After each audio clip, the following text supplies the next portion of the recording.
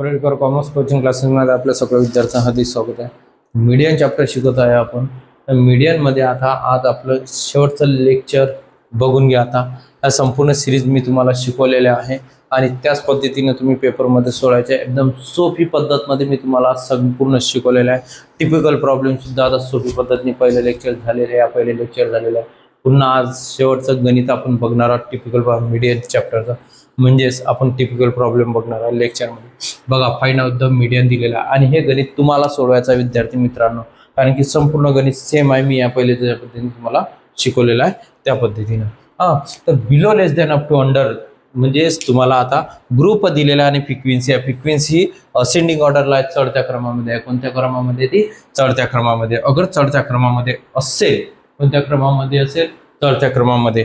तर ही फ्रिक्वेन्सी मोठ्या संख्येतून लहान संख्या काय करावं लागते? तुम्हाला मायनस करावं लागते। काय करावं लागते? ती मायनस करावं लागते। काय करावं लागते? मोठ्या संख्येतून लहान संख्या मायनस करावं लागते।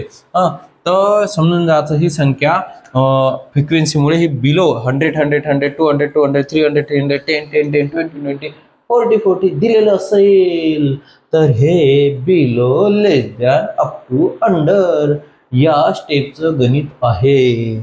म्हणजेच आपल्याला एम सिरीज तयार करताना 100 200 200 300 300 400 400 to 500 500 600 600 to 700 7 to 800 800 to 900 900 to 1000 म्हणजे या सिरीज तयार झाली। मग आता ही फ्रिक्वेन्सी काय लिहायचं? आता फ्रिक्वेन्सी मोठ्या संख्येतून लहान संख्या मायनस करा। 200 मधून 97 3 राहता, 97 मधून 92 मायनस करा 5 राहतील, 192 मधून 170 मायनस करायचे तुम्हाला 22 राहतील, 170 मधून 136 मायनस करायचे। किती मायनस करायचे तुम्हाला? 136 मायनस करायचे आहे।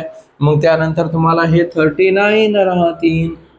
म्हणजेच आता तुम्हाला या संख्येमधून ही संख्या मायनस करायची, इथं लिहायची। या संख्येतून ही संख्या मायनस करायची, इथं लिहायची। या संख्येमधून 58 मायनस 33 इथं लिहायची, 33 मायनस 15 इथं लिहायची आणि ही 15 संख्या आहे शेवटची जशीच्या तशी। यांची n इज इक्वल टू बेरीज आली पाहिजे 200, यांची ॲडिशनल किती आली पाहिजे? 200। मी तुम्हाला पुन्हा सांगतो, या समोर 200 मधून 97 मायनस केले 300 आला, 197 मधून 192 5 राहतील, 192 मधून 170 मायनस करा 22 येतील, 170 मधून 136 मायनस करा 39 येतील, 136 मधून 98 मायनस करा ती संख्या लिहा। मला तर माहिती आहे आता हे गणित तुम्हाला सोडवायचं आहे। एक्झाम्पल तुमच्यासाठी आहे CF। आता हा CF कसा लिहा?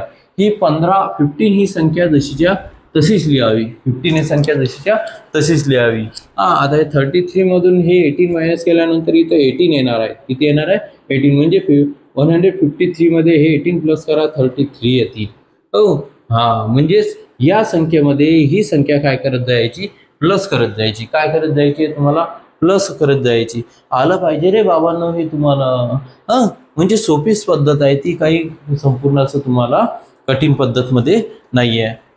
CF तयार करत जायचं। या संख्येमध्ये जी मायनस केलेली संख्या ही तर आलेली असेल ती संख्या प्लस करा। पुन्हा मग जी संख्या आली असेल त्यामध्ये ही 400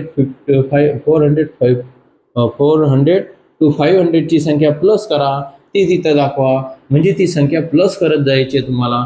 m is equal to size of n upon tooth हा फॉर्म्युला यूज करा आणि त्यानंतर m is equal to L1 plus L2 minus L1 upon F1 m minus C हा सुद्धा फॉर्म्युला यूज करावा लागेल तुम्हाला तिथं। तुम्ही त्या संख्या भरा आणि याचा आन्सर येणार आहे 5.26। तुम्हाला CF काढता आला पाहिजे आणि हे सुद्धा तुम्हाला काढता आलं पाहिजे। 136 मधून 98 मायनस करा, इथं लिहिजा। यामधून ही संख्या मायनस करून इथं लिहिजा। येणार ना मुलांना? तुम्हाला आलंच पाहिजे। त्यामुळे हे शेवटचं गणित तुमच्यासाठी विद्यार्थी मित्रांनो सॉल्व करणे आणि मला कमेंट्स करणे। सर आमचं गणित परफेक्ट आलं की नाही ते आम्हाला सांगा। आमचं गणित परफेक्ट आलं असेल तर लाईक शेअर्स आणि सबस्क्राईब जरूर करावे. बिलकुल बिंदास लाईक शेअर सबस्क्राईब करा, म्हणजे मी तुम्हाला अजून गणित पुन्हा पुन्हा सांगत राहणार आणि तुमची आपली भेट होत राहणार.